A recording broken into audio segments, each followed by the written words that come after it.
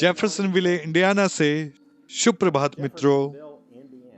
हम सर्दी के तूफानी बर्फ, ठंडी हवाएं और ठंड के तापमान -9 के नीचे हैं, लेकिन मसीह की दुल्हन ठंडी या गुनगुनी नहीं है।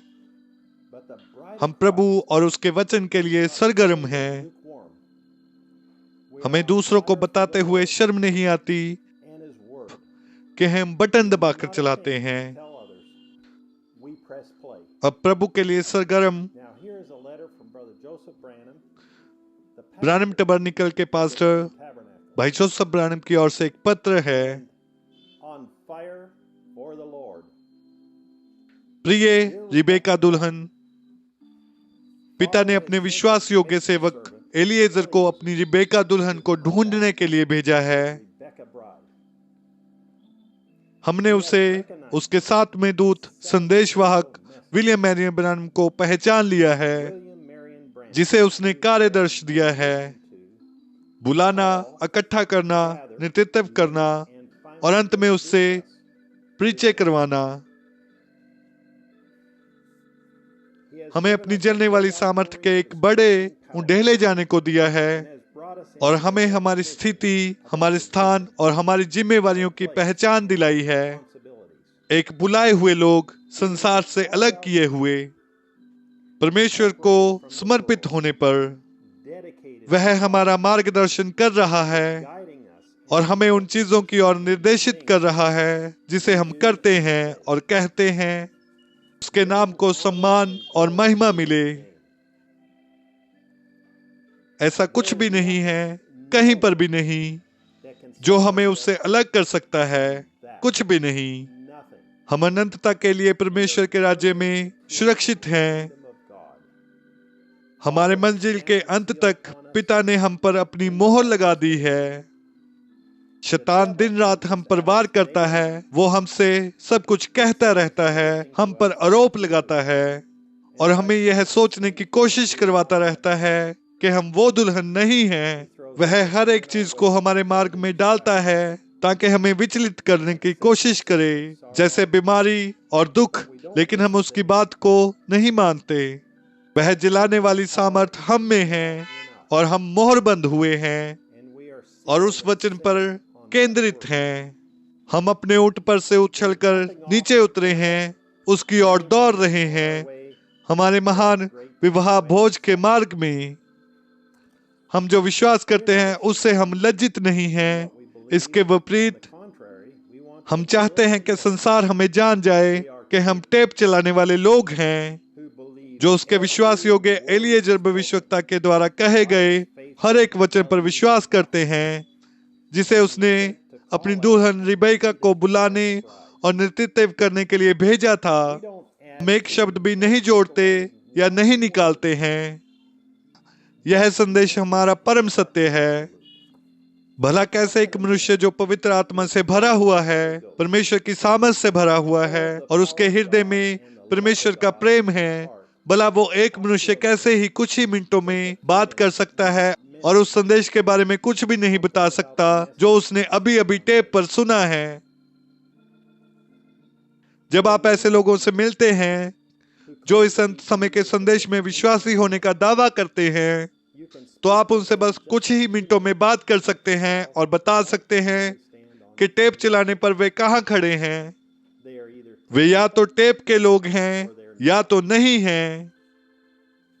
यह संभव है कि वे इसे शर्मनाक या गलत मानते हैं। यदि आप कहते हैं कि आप अपनी कलीसिया या घर में टेप चलाते हैं, उन्हें लगता है कि यह वचन विरोधी है और परमेश्वर के द्वारा प्रदान किया गया मार्ग नहीं है। आपको नीचा देखते हैं क्योंकि आप कहते हैं कि आप एक टेप चलाने वाले लोग हैं। सेवक लोग जो अपनी कलीसिया में टेप चलाते हैं, उनकी आलोचना की जाती है और उन्हें आलसी भी कहा जाता है। और यदि आप उसी टेप को उसी समय पर सुनते हैं, तो आप यहाँ तक एक सेवक भी नहीं हैं। आप एक संप्रदाय हैं या एक मनुष्य के उपासक हैं। मैं सोचता हूं जो हमसे पहले लोग हुआ करते थे, वे सभी लोग जो अपनी कलीसियाओं और अपने घरों में टेलीफोन से जुड़ते थे, एक ही समय में भाई ब्रानम को सुनते थे, वे भी एक संप्रदाय रहे होंगे। वे अवश्य ही परमेश्वर की योजना से बाहर रहे होंगे। वे लज्जित नहीं हुए और ना ही हम होते हैं।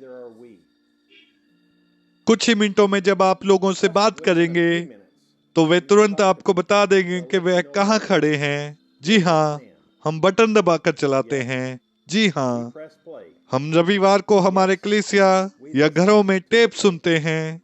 हाँ, वही टेप, वही समय। दूसरे क्यों कहते हैं हम रविवार की सुबह, रविवार की रात, बुधवार की रात?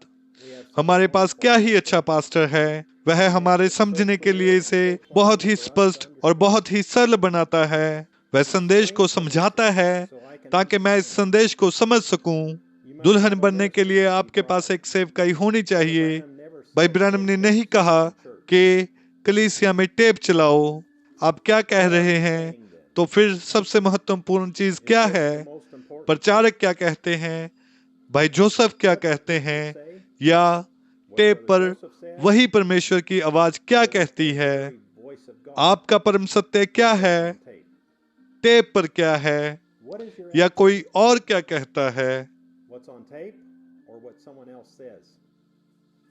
सेवकाई बहुत अच्छी बात है और वचन में है, हमें उसकी आवश्यकता है। लेकिन सबसे महत्वपूर्ण क्या है? प्रचार करना या टेप?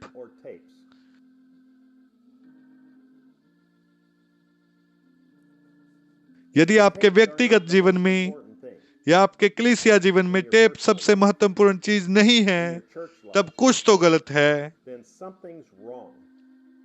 आप परमेश्वर की सिद्ध इच्छा की योजना से बाहर हैं। पंक्ति में वापस आ जाओ। मनुष्य जब कभी परमेश्वर से भेंट करता है, ना ही किसी भावनात्मक कार्य में, किसी उत्सुकता में या किसी धार्मिक सिद्धांत में, किसी धर्म शिक्षा या मत सिद्धांत में, या ना किसी हठ धार्मिकता में जिसे उसने अपनी सुविधा के लिए स्वीकार किया है। लेकिन जब वह वास्तव में उस स्थान पर आता है, जैसे मूसा ने किया था, पीछे उस रेगिस्तान में सर्वशक्तिमान परमेश्वर के आमने सामने चला, और आप देखते हैं कि आवाज आपसे बात कर रही है, बिल्कुल वचन के साथ और उस घड़ी की प्रतिज्ञा के साथ। कुछ ऐसा है जो ये है आपके साथ करता है। देखो, आप इसके लिए लज्जित नहीं हैं। यह आपके साथ कुछ तो करता है। हमारे समय में उस रीति रिवाज के पर्दे को अलग कर दिया गया है। यहाँ आग का स्तंभ खड़ा है जो इस दिन के लिए वचन को प्रकट करता है। दैविकता मनुष्य की देह में पर्दा है, हमारे आज के लिए तेजोमय महिमा। परमेश्वर जो हमारे सामने खड़ा है और बोल रहा है, मनुष्य की देह में पर्दा किए हुए है। मूसा के पास वचन था। अब याद रखें, वचन प्रकट होने के बाद मूसा फिर से मूसा बन गया। देखा? लेकिन जब वो वचन उसमें था, जिससे वो उसमें से होकर बोल सके, तो वह परमेश्वर था। तब अब वह मूसा नहीं था। उसके पास उस युग के लिए प्रभु का वचन था। हम रिबिका के पास इस रविवार को क्या ही क्रिसमस होने जा रहा है। पूरे दिन भर, सारा दिन, अलग अलग समय पर हम अपने एलिएजर को, अपनी दुल्हन को पुकारते हुए सुन रहे होंगे, और हम उसे बता रहे होंगे कि हम लज्जित नहीं हैं। होने पाए प्रभु आपको उसकी उपस्थिति से भरा हुआ एक अद्भुत क्रिसमस दे। भाई जोसेफ ब्रानम, संदेश 65-07-11, लज्जित होना। संदेश सुनने के लिए पढ़े जाने वाले वचन संत मरकुस अध्याय 8 आयत 34 से 38 तक। ये भाई जोसेफ ब्रानम के पत्र का समापन है। अगली बार तक प्रभु आपको आशीष दे और शालोम। www.svfellowship.info पर जा सकते हैं या www.branhamtabernacle org पर जा सकते हैं।